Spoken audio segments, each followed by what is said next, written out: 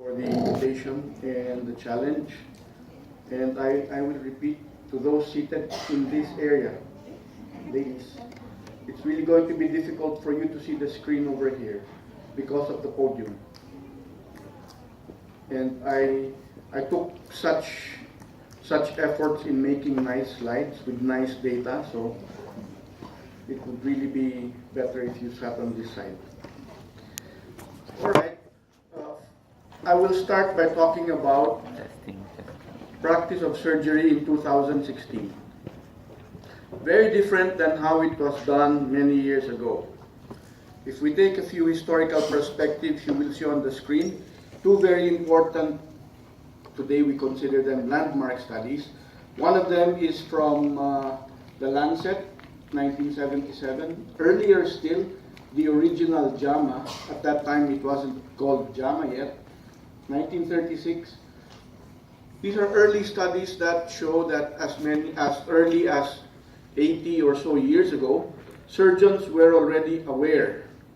Surgeons and surgical teams were aware of the impact that bad nutrition status had on patient outcomes. Today, we will run through a few important concepts. The first concept is that any patient coming into the hospital for major surgery, this patient should be evaluated for, number one, pre-existing malnutrition. Number two, maybe not malnourished, but at risk from malnutrition complications arising from the surgery. In other words, non-malnourished person coming in to have, say, a staged surgery or Whipple's operation, these patients are at high risk for developing nutrition-related complications. So screening is important to identify risk. And when that risk is identified, it then indicates that the patient should receive preoperative optimization of the risk. In the same way that we optimize cardiac, pulmonary, renal function of patients before taking them to the theater for major surgery. How to deliver that nutrition? The preferred route is enteral nutrition. But enteral nutrition, although it has both benefits of providing calories and protein, most obvious nutritional, but also it has what we call non-nutritional benefits. And these non-nutritional benefits improve immunity, GI responses, and metabolic responses. But very often, if the patients undergo really major procedures or if the patients are really critically ill, they will have difficulty in tolerating enteral nutrition. Then we need to consider supplemental PN, and that shift to combine early enteral with early supplemental PN, this is where we lack clarity, and this is where I hope to make some points that will help clarify what needs to be done. When we do deliver parenteral nutrition, we will find that PN can be enhanced by combining standard parenteral nutrition formulations with fish oil or with glutamine, and or depending on the situation. Let me start off with something very basic. Why do we need to even talk about this in surgical patients? And you will find very clearly, maybe not so clear to some of you, but what you find on the left side is the basis for the neuroendocrine response to trauma and to surgery, where you see the surgical wound here. This is the hypothalamic pituitary axis, etc., that will elicit hormones of stress. And in the initial phase, you will find a lot of release of glucose so that the organism, the human body, has energy available for the acute phase. This is the acute phase reaction. Now that glucose will do for the next 24, maybe a little longer than that, 24 hours. But beyond that, liver glycogen becomes consumed, and we now need to form new sugar, new glucose. Where will it come from? It will come, if there is no surgery, if there is no injury, it will come from the breakdown of lipids, lipolysis. However, because of the hormones of stress, that pathway will be blocked, And the next reserve that we have so that you can break down will be the whole body protein. And whole body protein will now give us substrate that can be used for gluconeogenesis to form glucose. Okay, I like to highlight the fact that whole body protein catabolism must be spared at all costs, because protein has a very important function, very important to the body. Please keep your eye on the red box that surrounds the muscle, because in the next slide you will see the relationship of surgical stress to protein catabolism. Here you see the breakdown of muscle. This is muscle catabolism, and you will see it breaks down into amino acids, and among the amino acids that are lost, particularly you see here glutamine. You see here alanine glutamine, and that is all lost into the system, lost from the body.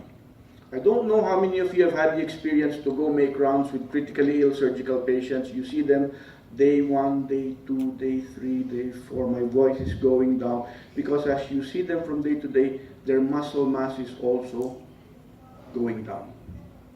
This is without appropriate nutrition. This has consequences, as you may understand, because you need to recognize that there is a huge amount of catabolic stress that has an interplay with the nutrition status in these patients. And that will be related to wound healing, not only in the incision but also in the anastomosis. You can have an anastomotic leak manifested as such. There are implications of compromised immune defense, making the patient at risk for SIRS and sepsis.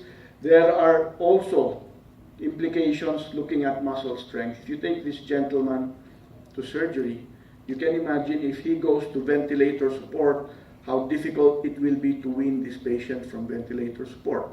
All of that is tied up with nutrition, and if no nutrition is, or if not enough nutrition is given to an already pre-existing malnourished patient, then the consequences will be longer hospital stay, not only that, longer ICU stay, but increased morbidity and mortality. Okay, I told you about this cycle, this surgical stress and its relation to our patients. I would like to superimpose on that picture this new concept. And this is a concept which takes into consideration a competition between muscle on one hand and the wound on the other hand. And when we take a patient to surgery, the most obvious sign of surgery, whether you do a long open surgery or just 3 small incisions for laparoscopic minimally invasive surgery, you have wounds. And some wounds cannot be seen, some wounds are in the resection and anastomosis. If those wounds don't heal, that's a catastrophe for the surgeon and the surgical team. What I'm showing you here is in that competition between the wound and the muscle, if the patient loses 10% of muscle mass, there is a prioritization of the wound. At 20% loss, the competition is equal, and if you lose more than 30% of muscle mass without appropriate replacement in clinical nutrition therapy, you then lose prioritization for the wound. And that is where you start to have failure of wound healing. Let me show you a very concrete example. This is from a paper published in 2015 Critical Care by Professor Paul Wischmeyer. For those of you who have been in touch with nutrition circles for some time, this is Professor Paul Wischmeyer. He was the patient. He's writing about himself in the war against ICU-acquired weakness. You see him on the left, Periop, July 2014. You see him on the right, August 2014. 20 days have gone by since an emergency laparotomy for intestinal adhesions. And what you can see is a very dramatic depiction of loss of what he approximates to be 1 kilogram of lean body mass per day. And for those of you who are wondering, it's not this little guy here, it's the big guy. And that all that muscle mass has gone. A lot of it has gone.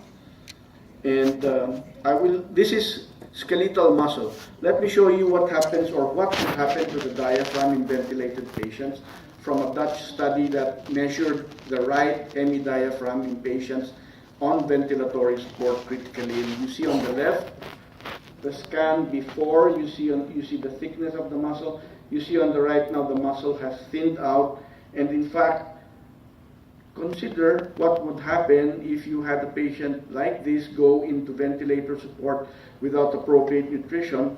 This is the measured thickness. These are the combined plots of all the patients, and this is the mean diaphragm loss of thickness. And you can see that there is a loss of a few millimeters per day. So you see a problem with muscle mass, and that muscle mass is not only skeletal muscle, it also involves important breathing muscles like the diaphragm. Call your attention now once again to the important need for nutrition to support wound healing. And apologize for showing you some dramatic photos, but these just highlight the fact that we deal with patients where wound complications can mean a huge difference in, number one, survival, number two, cost of treatment, number three, anguish to the patient and the patient's family.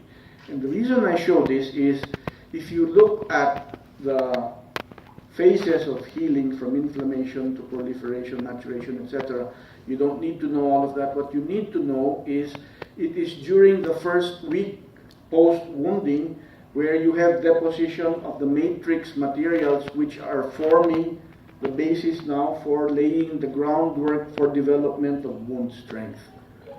And this is the golden opportunity to set the stage for good wound healing. And if inadequate nutrition is given to a patient who is already at nutrition risk or pre-existing malnourished, then we lose that golden opportunity. So the next consideration is, knowing all this, it then makes sense that all patients coming in for major surgery should have nutrition risk as part of the preoperative evaluation, together with cardiovascular, pulmonary, renal, metabolic status, etc. If we see a problem with the heart or with the lung or with the kidney, we optimize these before taking the patient to major surgery. The same attitude should be had for nutrition. And on a scale of malnutrition from none to moderate to severe, patient's risk when it is, when the patient's malnutrition status is detected to be severe, that patient should then have an optimization first by enteral nutrition. And you need to understand that the patients who are in this category are often patients with the following factors in play. There may be cancer, there may be an underlying disorder of intake, dysphagia or GI dysfunction, so that inadequate intake is there. And the last aspect to consider is magnitude of surgical risk. Is the patient undergoing a mastectomy, even a bilateral mastectomy? So what? No nutritional implication. Operate on the patient in the morning, in the evening the patient should be eating. But if you're doing a major GI surgery, this patient will not be able to return to normal intestinal function very soon. And therefore, there's a consideration that even just moderately malnourished patients might benefit from nutrition therapy. And whenever the enteral nutrition therapy is not enough, then parenteral nutrition should be combined with the enteral nutrition. Please take note, I say combined. In other words, whatever is being tolerated as enteral nutrition should continue. And on top of that, to cover the gap of calories and protein until you reach goal, is the parenteral nutrition, as you see from the term, supplemental. There is a grade A recommendation that this benefits the patient. This delay is warranted because optimizing nutritional status has more benefits than going in quicker. And this is a key point. In too many surgical units, the interest is to get the patients into theater as soon as possible, as if the timing, 1, 2, 3, 4, 5 days, even a week, operating sooner will bring better outcomes. such is not the case. In fact, it is now recommended that when preoperative nutrition is given, there should be consideration to asking the patient or instructing the patient to exercise. Resistance training together with nutrition is the best stimulus for muscle protein synthesis. And therefore, the concept that has been developed now is called prehabilitation. Why wait until the post-op period to institute rehabilitation measures when that can be done even in the preoperative period? Okay, so try to highlight very important concept that nutrition risk screen can indeed predict surgical complications, and that it does make sense. Here are studies from, you have studies from the Philippines at the top of the screen, Hong Kong in the middle, Europe at the bottom, studies that show that if patients are evaluated properly, you will find that nutrition risk can be optimized and that can avoid problems. You will hear, or your institution may, or your departments may be very interested today in the concept of enhanced recovery after surgery, ERAS, and you will hear this being talked about a lot. Even in ERAS, there needs to be consideration for nutrition. In fact, if we apply the principle that nutrition risk should be part of overall evaluation, then patients for major surgery, if they are found to be at risk, this patient should then undergo a specific preoperative nutrition in a sort of modified ERAS pathway that will take into consideration delivery of nutrition. So how will this work in practical terms? It means the key points are to screen and assess patients and optimize the risk with preferentially enteral nutrition, and on top of that, supplemental PN when not enough. There's a key to starting this enteral nutrition within 24 to 48 hours of the patient being hemodynamically stable. I will talk a little bit more about the non-nutritional benefits of early enteral nutrition. But whenever the enteral nutrition is not enough, there should be a cut-off point to reach goal targets with enteral nutrition by day 3. At least 60% by day 3. Meaning that whenever 60% of nutrition targets cannot be met by day 3, then parenteral nutrition should be started either on the 3rd or the 4th day. Standard requirements: protein 1.2 to 1.5 grams per kilo per day. Energy in the ICU patient, non-surgical, 20 to 25 calories per kilo per day. In the surgical patient, 25 to 30 calories per kilo per day. Lipids in the range of 1 to 1.2 grams per kilo per day. And a lot of the complications that have been seen with either or with any of these three are related to overfeeding in excess of the limits that I've shown you on the screen. Then comes the recommendation not to overlook vitamins, minerals, trace elements, and to consider pharmaconutrients such as glutamine and fish oil. We will talk about that in the next one. Point I'd like to raise, very important, is to start this supplemental parenteral nutrition early. Second point is to keep in mind patients receiving both enteral and parenteral nutrition, the need for supplements for the pharmaconutrients is not as important, but when you have patients mainly on TPN, then you need to consider very clearly the important role of glutamine and fish oils. So let's say a patient has been identified to be at risk, undergoing major surgery. The best approach will be to monitor the actual delivery of nutrition, whether at home or in the hospital. And when the patient has received at least 70 to 80% of goal targets for 7 to 10 days, then the risk can be considered to have been optimized. There are no hard and fast parameters that are reliable. Albumin does not mark a patient's readiness for surgery. I hope to make that clear. So the best measure is the delivery of preoperative nutrition optimization.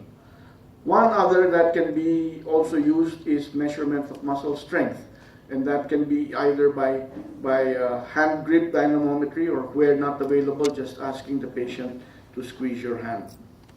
Okay, very quickly let me highlight why enteral nutrition is so important.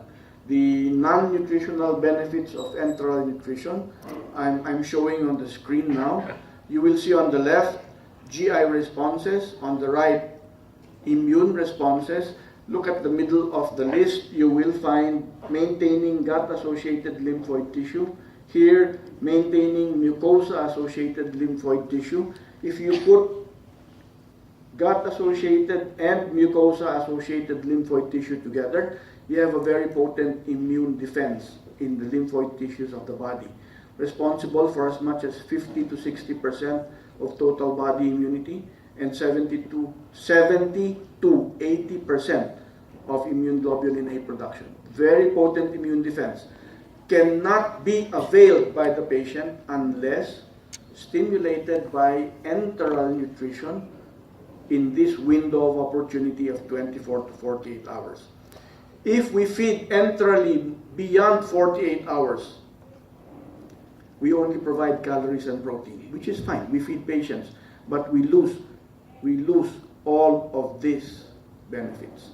So it does make sense to start feeding as soon as the patient who has been indicated to be at risk, as soon as that patient is out of resuscitation, fully resuscitated. Okay. How do we then deliver nutrition? We said enteral nutrition provided early provides the best combination because of the non-nutritional benefits in addition to the nutritional benefits.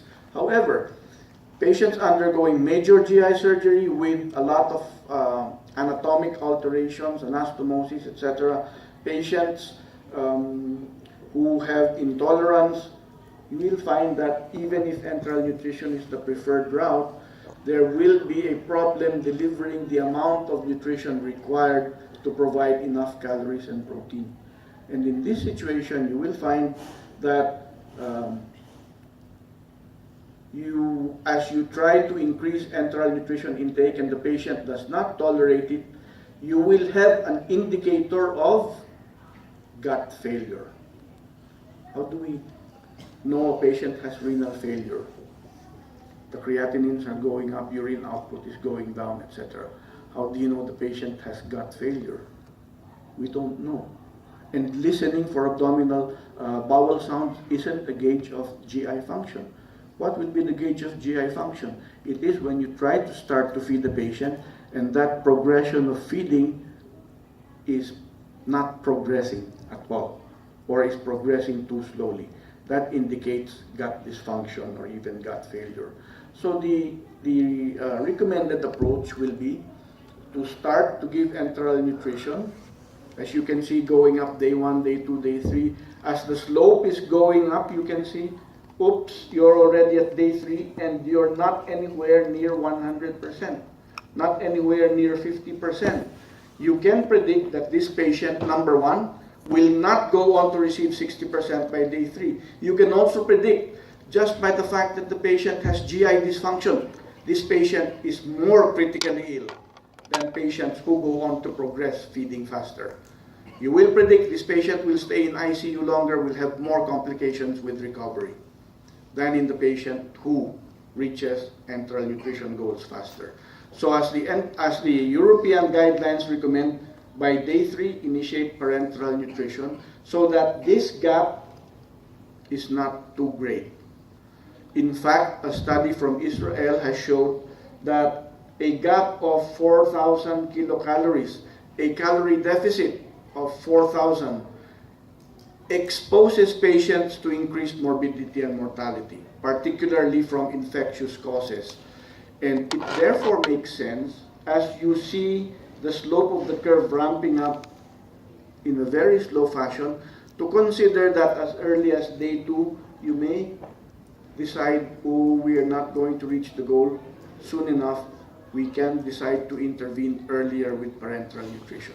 Has this been tried? What have been the results? I will show you in a study later as we go along. But this has been recommended as well by Professor Martindale, one of the authors of the American guidelines. A very recent publication, available online not more than 10 days ago in Current Opinion, Clinical Nutrition and Metabolic Care, is this algorithm, which is an algorithm proposed both for surgical and ICU patients, where you see, actually the title is GI Dysmotility in the Critically Ill. And what you see here is a recommendation for patients identified to have an indication for nutrition therapy, where there is gut dysfunction or GI dysmotility, and there is no contraindication to enteral nutrition. EN should be started slow, 10 to 20 ml per hour. At this rate, the feeding will not disrupt anastomosis. Compare that small volume with the volume of feeds which a patient receives, with the gastric volume which the patient has when the patient has saliva, gastric juice, bile, pancreatic juice, etc. More than 5 liters, depending on the size of the patient. So, with this with this slow feeding, if the intolerance is clear, then that can be optimized with pro-motility agents. We have metoclopramide. Yeah, we have erythromycin. If these fail to work either alone or together, then we try to optimize by delivering into the jejunum instead of the stomach. If you deliver it to the jejunum, you bypass gastric ileus.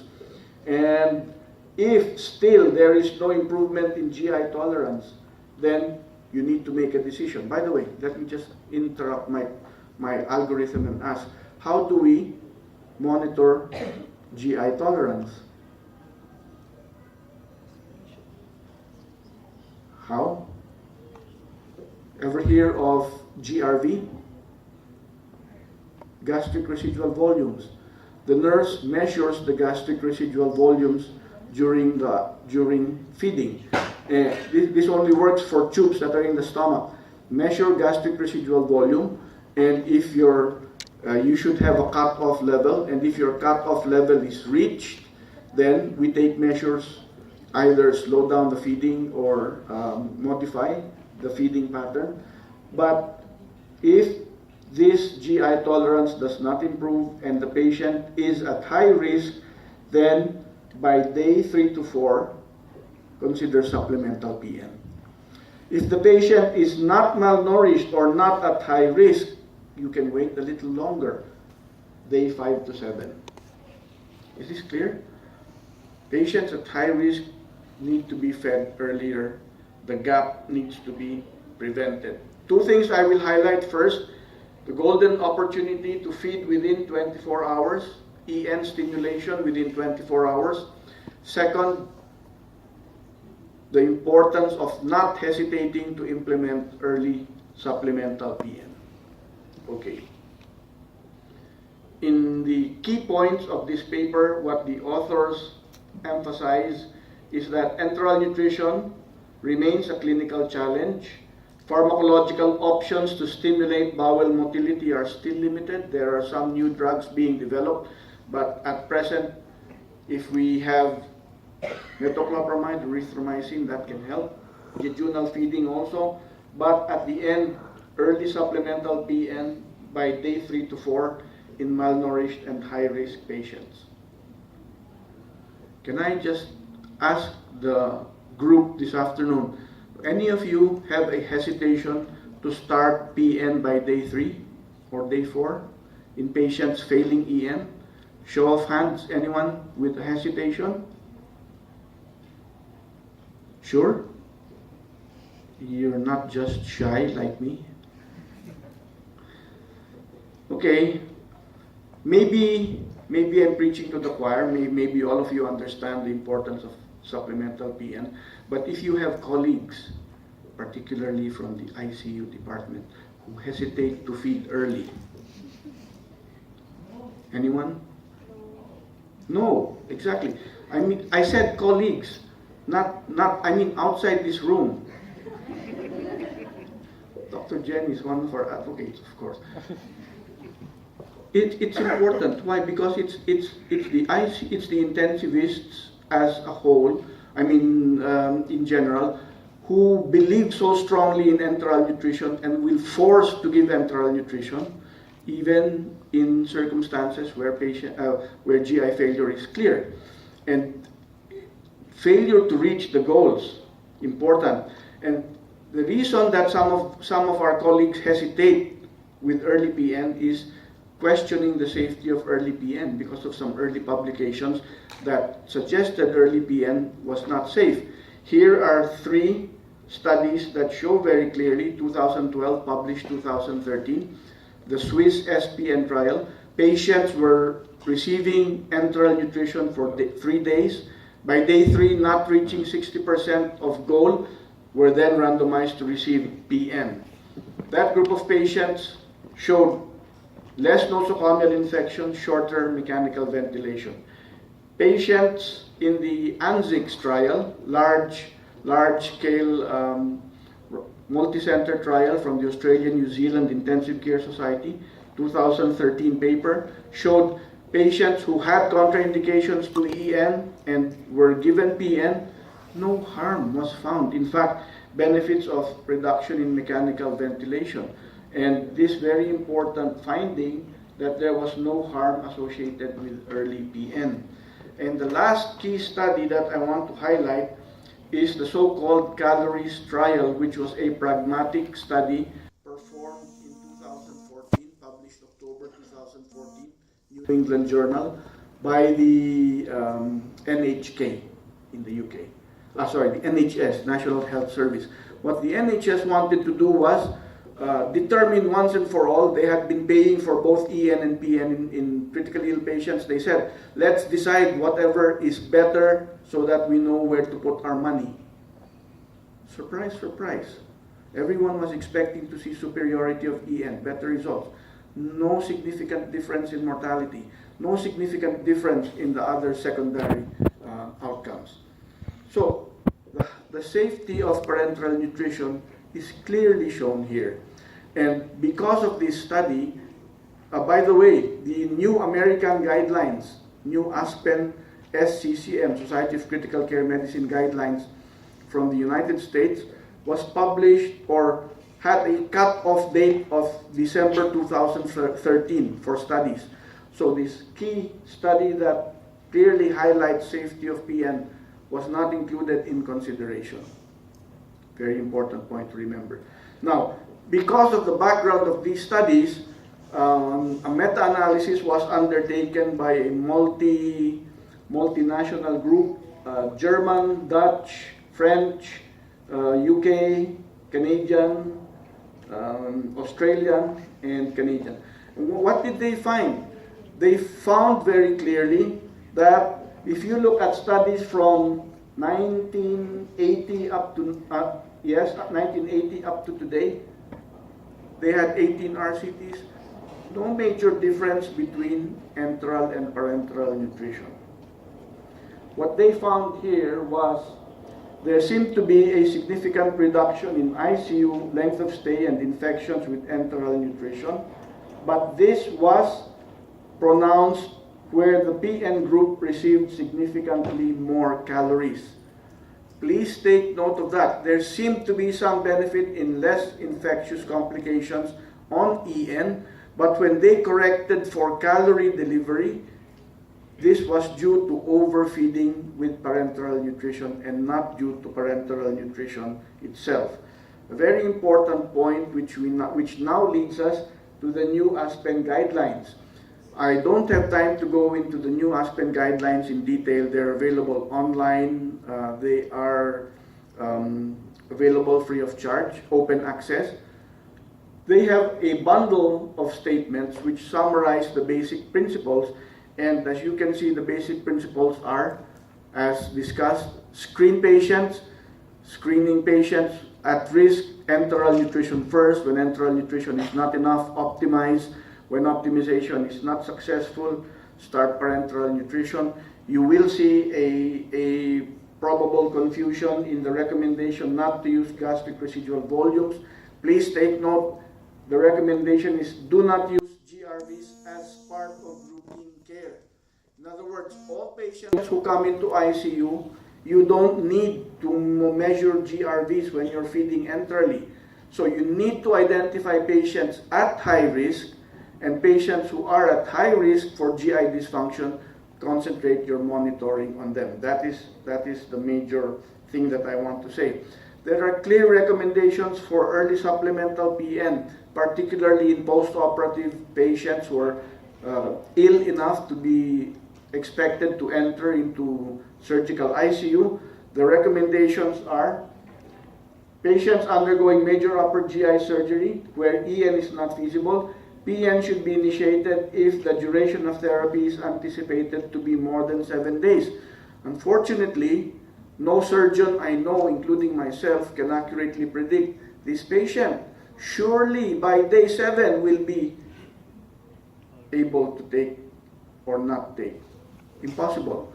And I consider, and many experts consider, it is more prudent to start parenteral nutrition when EN is failing, and if the patient can then tolerate EN better, ramp off the PN rather than run up a large kilocalorie protein deficit. The other part is, unless the patient is at high risk, PN should not be started in the immediate post-op period but should be delayed for 5 to 7 days. This wording is a bit tricky. Let me translate in clearer English. Clearer English says if you have a patient who is not at high risk, you can wait for 5 to 7 days. But if you have a patient who is at high nutrition risk, you don't have to wait for 5 to 7 days. There's tricky wording here, and we need to see beyond that. Okay. Why, again, once again, I take you back to this catabolic cycle of malnutrition slide. Highlight again the competition between wound and muscle for protein, and ask yourself a question. If you have a patient with this kind of appearance, does it make sense to wait for a week before initiating PN when EN is not enough? Cannot. Not in our Asian type of patients, and we need to make a distinction between the type of patients that are seen in the West and that we see here in Asia. Do you remember the slide I showed you where you have a ramping up of enteral nutrition and supplemental PN? Please recall that in your mind, because I will now show you a recent trial just from last year. A group of surgeons, thoracic surgeons in Shanghai, working on the esophagus, where patients receiving esophagectomy for cancer were treated with a slow ramp up of enteral nutrition, but at the same time an early delivery of parenteral nutrition to close the gap as soon as possible. And what they found in their patients is, in the patients who received supplemental PN, they of course delivered increased calorie and protein intakes, and this was associated with preservation of body weight, fat-free mass, and fat-free mass means muscle mass, and better health-related quality of life for short term. So this is an important illustration that in surgical patients, as a contrast to ICU patients not undergoing major surgery, the requirement for early filling up of the calorie and protein deficits is very important. Looking now at a review in current problems in surgery, evolving paradigms in the nutritional support of critically ill surgical patients. This is last quarter of 2015. Very clear observation that critically ill surgical patients have an obligatory catabolism, and that despite the benefits of EN on immune function, remember that slide where I showed you non-nutritional benefits of EN, achieving target goals exclusively with EN can be difficult, and these patients have significant morbidities, shock, non-functional gut, peritonitis, etc., where it's difficult to deliver appropriate enteral nutrition. And against that background, if you are delivering or relying only on EN, then you are unable to match the energy protein deficits early in critical illness. So once again, the value of supplemental PN when goals cannot be met by EN alone. What particular population of patients? Major GI surgery, particularly. Esophagus, gastric, pancreas, and any other major reoperative abdominal procedures. I'm a colorectal surgeon. It's not listed here, but I will clearly include colorectal resections in this group of patients as well. In case there's any hesitation about early supplemental PN together with early EN, I'd like to show you this meta-analysis, which I already introduced earlier, very clearly showing that enteral nutrition associated with a significant reduction in ICU length of stay and infectious complications, but that potential benefit must be interpreted in light of the observed differences in caloric intake. In other words, the ability to deliver parenteral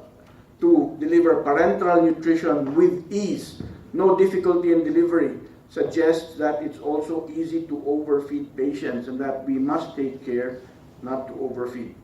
So if you look now at the current use of parenteral nutrition, here is Professor Paul Wischmeyer, alive and kicking.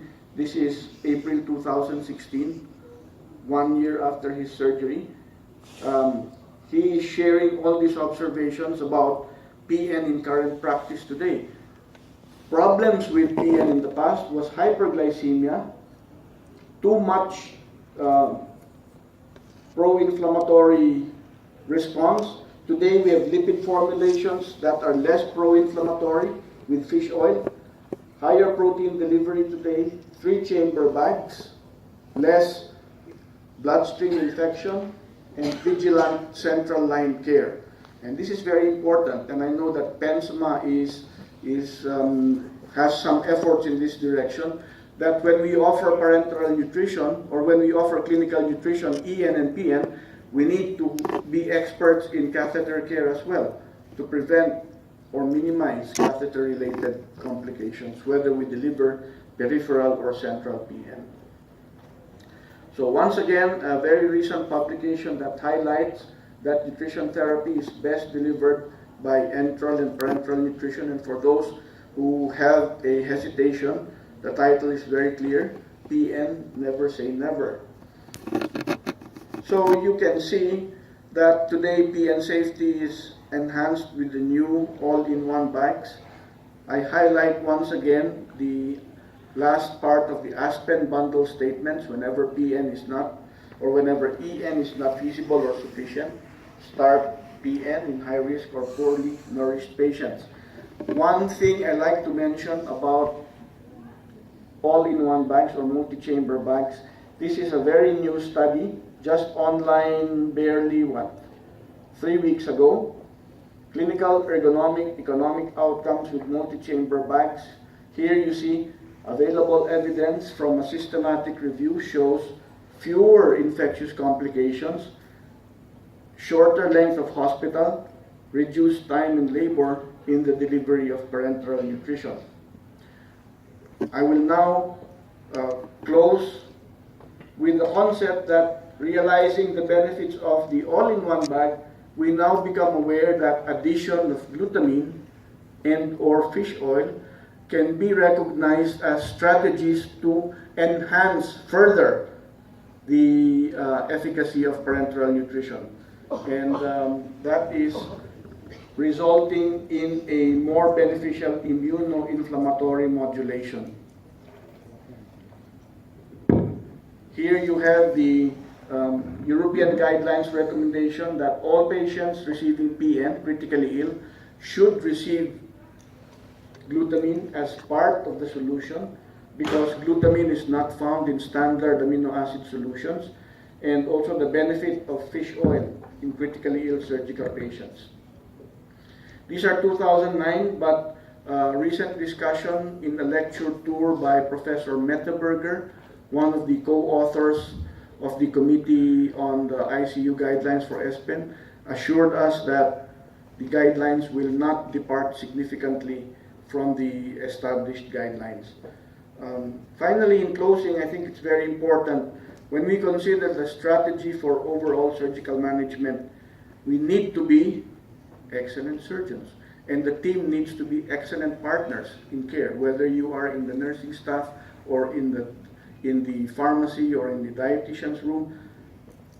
Surgery must be well planned and executed. Critical care must be vigilant, multi-specialty collaboration, and the nutrition therapy should be timely. It should be up to date, and the reason for this update today, it should be thoughtful, well planned, and it should be thorough. And then we can hope to minimize the complications that you see on the screen. I close the first talk with this. Thank you.